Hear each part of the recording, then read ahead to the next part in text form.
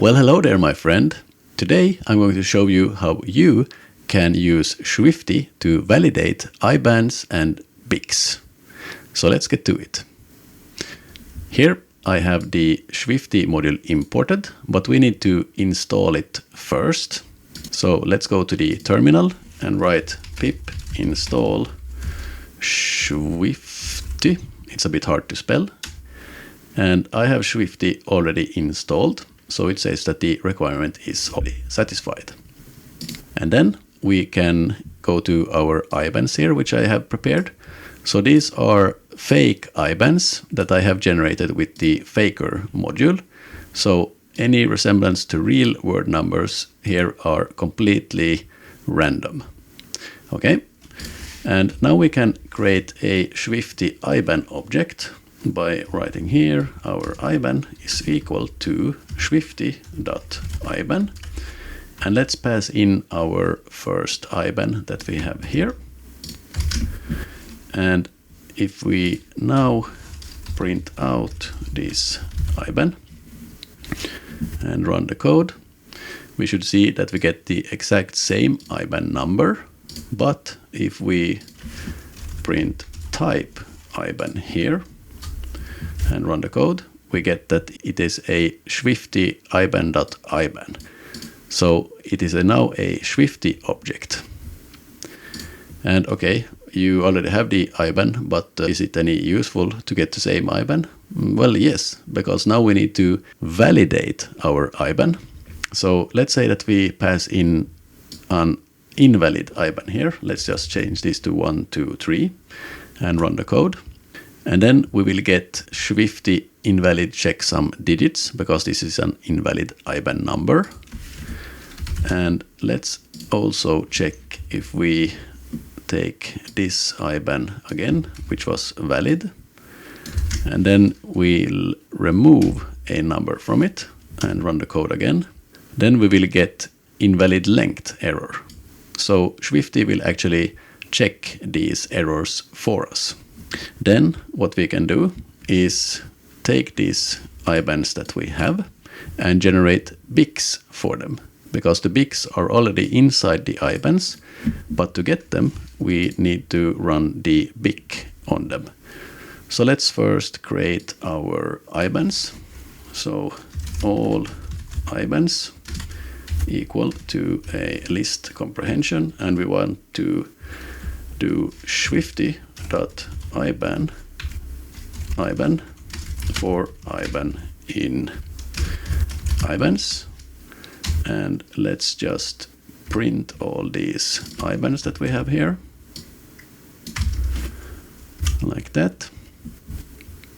Yes, we get our Schwifty objects with IBANs, and then what we can do is get the BICs.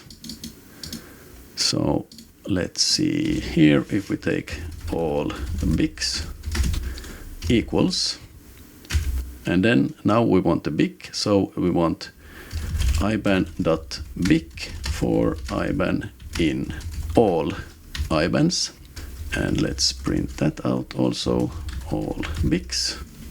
And now we get first the IBANs here and then the BICs for them. And these are all Finnish IBANs. So here we have the Nordea, here we have I don't know, here we have OK and the Bank of Holland and the S-Bank. So everything looks good. We have valid IBANs and valid BICs. Okay, but what if we want to check these errors then? Because let's say that we have an invalid number here, a 0, and then we want to check all these and write them to file.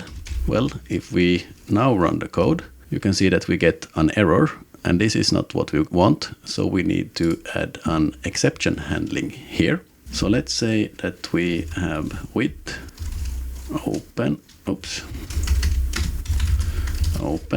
and IBAN checks.txt, and we want to write to this file, and we open is at IBAN file, and now we want to run through all our IBANs again. So let's say that for IBAN in IBANs try. And what do we want to try? We want to create a Schwifty IBAN.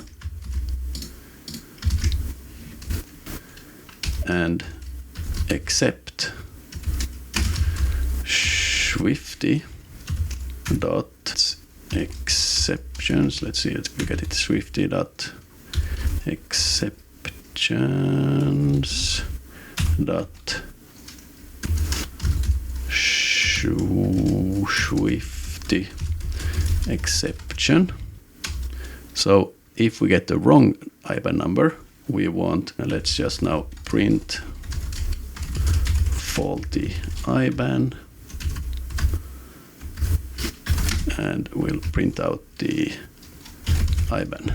Okay, so let's try this. And we get now the invalid checksum digits, but we wanted to, oh, okay, I should probably comment out this.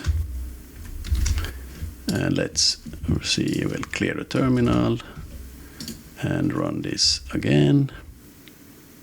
Yeah, now we get a faulty IBAN here.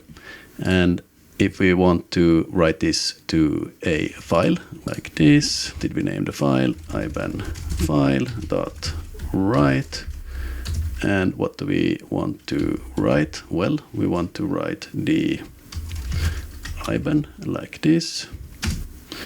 And then we'll do like that. And we also want to add the BIC. So let's see, BIC. And here we want the IBAN.BIC.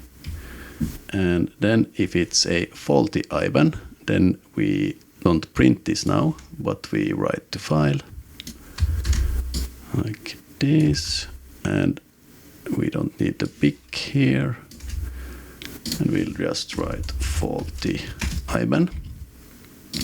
And here we also need to remember to put a new line in our file. And let's, for good coding practice, put the encoding here to be UTF-8. Okay, and let's, oh, it doesn't like that we have here because it's a string from these IBANs. So actually we need to say that the IBAN is equal to Schwifty.IBAN IBAN like this. Schwifty IBAN and Schwifty IBAN, Schwifty IBAN and Schwifty IBAN here. And let's now save and see what we get when we run the code. Yes, it passed. And let's look at the file. So we get here IBAN, the first two ones, and the BICs.